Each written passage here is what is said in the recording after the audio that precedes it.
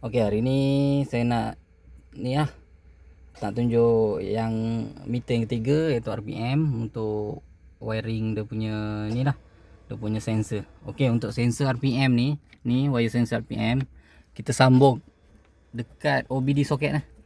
OBD soket yang wire merah ni, wire merah hujung ni. Nampak ada single je wire merah ni kat sini ni. Nampak kat situ. Kita sambung wire situ je untuk RPM. Kita tak payah kalau cari kat meter memang sampai ke sudah tak jumpa. Saya dah pernah cari dah kat meter tak jumpa. Yang boleh sambung kat OBD saja. OBD ni baru RPM naik. Okey, untuk sambung RPM sensor yang wire hitam dia ni tak payah sambung Sebab kalau kita sambung wire hitam ni, automatik nanti indikator parking tu akan naik. Indikator handbrake tu. Bila indikator handbrake tu naik, jadi masalah Kita tak perlu sambung. Sebab kat meter tu dah ada dia punya wire hitam dia dah sambung. Jadi untuk wire sensor ni tak perlu sambung. Dia tak macam kereta lain. Kalau kereta lain boleh sambung. Kalau macam kereta-kereta baru ni kebanyakannya kita sambung kat OBD tu satu wire saja.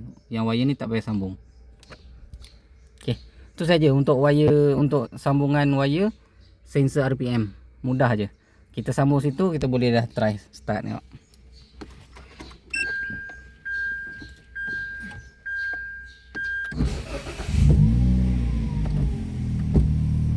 Okay, nampak dia naik.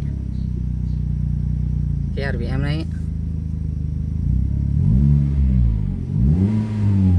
Nampak RPM dah naik. Jadi tu je dia punya wire yang kena sambung. Yang dia punya grounding hitam ni tak perlu sambung untuk sensor. Okay, sekian dulu video kali ini. Jumpa lagi video akan datang. Assalamualaikum dan salam sejahtera. Bye bye.